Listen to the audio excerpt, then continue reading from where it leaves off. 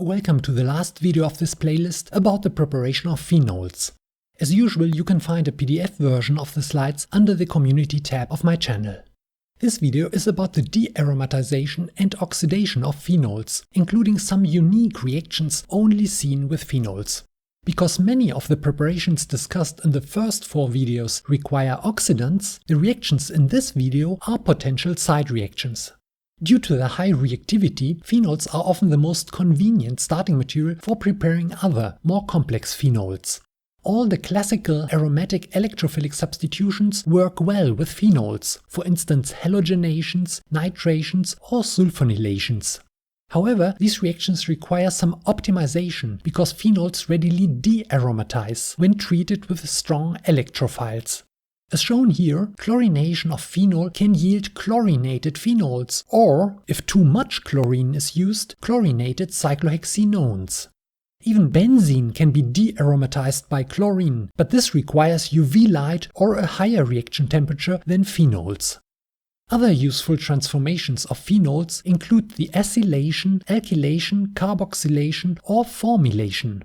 Often, these reactions occur first at oxygen, and from there the electrophile migrates to the ring. Another unique reactivity of phenols is their ability to form quinone methides by elimination.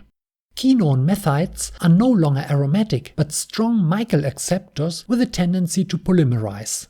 Eliminations can occur even when the leaving group isn't particularly good.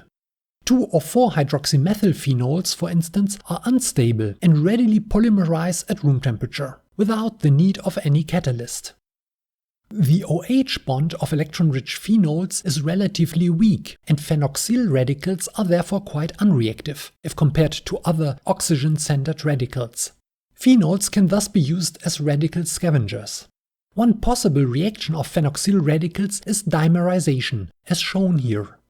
Phenoxyl radicals can also form hydroperoxides with oxygen, and then ortho or para quinones. If we consider a carbonyl group as a carbocation attached to a negatively charged oxygen atom, then ortho or para quinones would have only 4 cyclically conjugated electrons, and would thus be anti-aromatic. Quinones are therefore intensely colored, highly reactive electrophiles and readily react with all kinds of nucleophile or, in the case of orthoquinones, dimerize by Diels-Alder cycloaddition. Cyclohexadienones resulting from the dearomatization of phenols can act as dienes or as dienophiles in Diels-Alder cycloadditions. Further types of product may be obtained by addition of nucleophiles to these cyclohexadienones. I'll show you some examples later. Here are some common oxidants for phenols. The main 3 reaction types are hydroxylation, quinone formation, and phenol dimerization, and it is difficult to predict the outcome of these reactions correctly. Let's start with phenol dimerizations. This is an example of the preparation of a dihydroxybiphenyl by oxidation of dimethylphenol. Selenium dioxide was the oxidant in this instance, but iron trichloride and other oxidants can also be used. Here, for instance, catalytic iron sulfate and aqueous sodium persulfate were used instead. Still more convenient are oxidations with hydrogen peroxide, as in this example.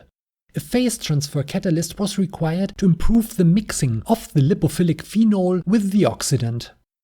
Here, a steroid-derived phenol was dimerized by copper-catalyzed oxidation with air. Like in the previous examples, the phenol had only one unsubstituted ortho position to prevent the formation of a mixture of isomers.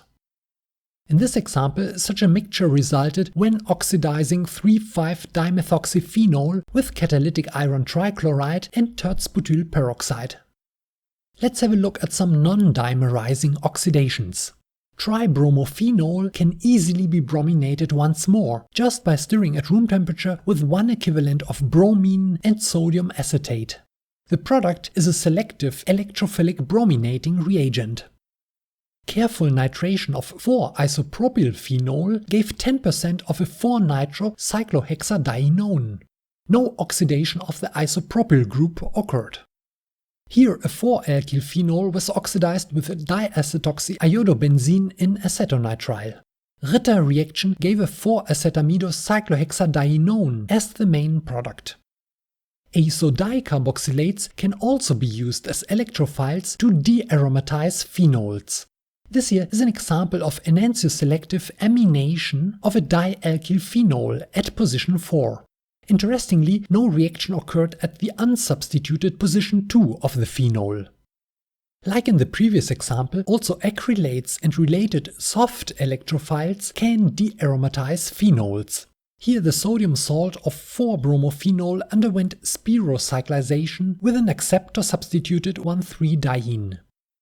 Here a 4-alkyl phenol was activated with hydrogen peroxide and catalytic amounts of an iodoarene, like in the Ritter reaction we just saw. The dimethoxyphenyl group was then alkylated by the activated electrophilic phenol to yield a benzazepine. Fremi's salt is particularly well suited for oxidizing phenols to quinones. Here dimethylphenol was oxidized with this reagent to an orthoquinone in fair yield. Fremi's salt is a stable, oxygen-centered radical and can be prepared by oxidizing the hydroxylamine disulfonate obtained by reducing sodium nitrite with an excess of sulfur dioxide. Orthoquinone methides are highly reactive and tend to oligomerize. Here such a quinone methide was trapped as epoxide with alkaline hydrogen peroxide. In this instance, the final cyclohexadienone was sufficiently stable to allow isolation.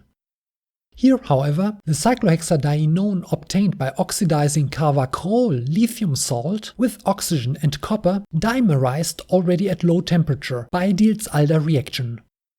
In this example, again a copper-catalyzed oxidation with pure oxygen, both a phenol dimer and a quinone were formed, which combined to make a useless but beautiful trimer. Phenols can be converted into carbocations with strong Lewis or Brønsted acids. In this example, benzene was alkylated with a carbocation obtained from 2-cresol and aluminum chloride. Thus, from inexpensive reagents, a substituted cyclohexinone was obtained in good yield. Sometimes phenols may even be cleaved completely by oxidants. Here, 2-naphthol was converted into a carboxycinamic acid by slight heating with an excess of peracetic acid. Naphthol is, however, very reactive and not a representative phenol. But even catechol, which can be prepared by oxidation of phenol, as discussed in part 3 of this playlist, can be cleaved to muconic acid by oxygen and copper chloride. Thus, an excess of oxidant should be avoided when dealing with phenols. Here are some further examples which you can also find in the description of this video. This was the last video of this playlist. I hope you found it useful and stay tuned for more videos on organic synthesis. Thanks for watching.